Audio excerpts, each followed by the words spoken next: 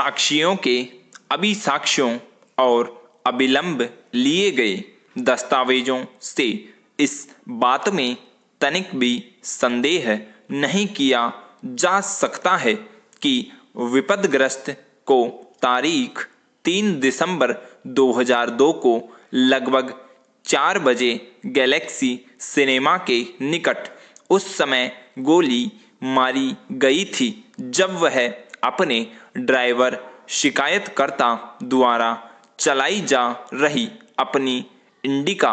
Car में अपने घर से अपनी रोग विज्ञान प्रयोगशाला जा रहा था। शिकायतकर्ता और विपदग्रस्त दोनों ने यह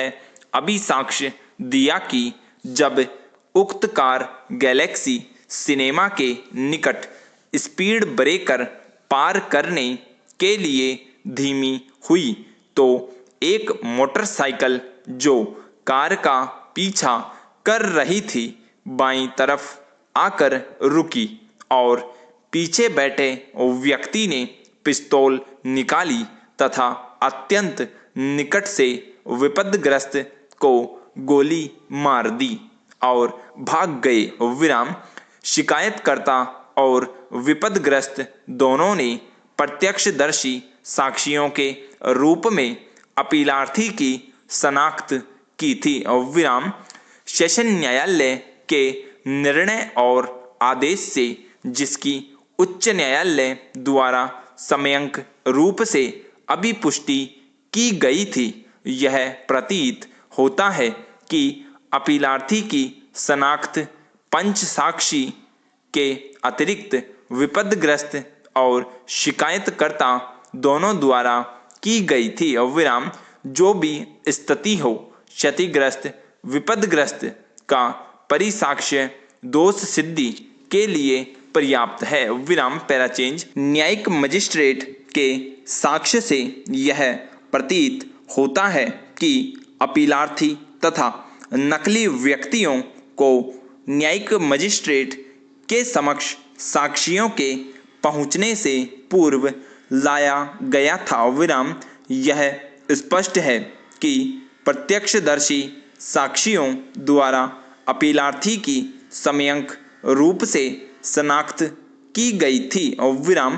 प्रतिरक्षा पक्ष अपीलार्थी की शनाख्त परेड में किसी ऐसी कमी को दर्शित करने में सफल नहीं रहा था जिससे शनाख्त दूषित होती हो। विचारण न्यायालय ने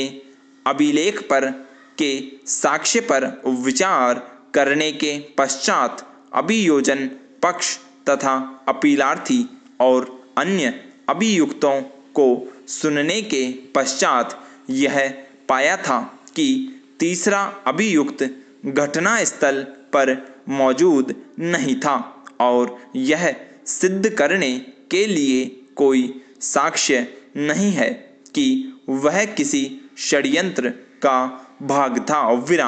तदनुसार तीसरे अभियुक्त को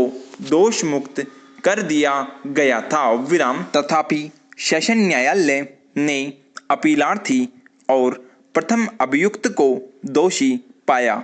और उन्हें विपदग्रस्त को निशाना बनाने और हत्या का प्रयत्न करने में एक दूसरे की सहायता करने और दुष्प्रेरित करने के लिए भारतीय दंड संहिता की धारा 114 के साथ पठित धारा 307 आयुध अधिनियम की धारा 25 के साथ पठित बंबई पुलिस अधिनियम की धारा 135 के अधीन दंडनीय अपराधों के लिए दोष सिद्ध किया था।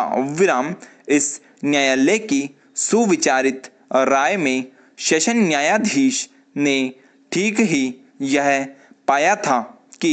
छुटपुट विसंगतियों के होते हुए भी अभियोजन पक्ष ने अन्य बातों के साथ साथ अपराध की कड़ियों को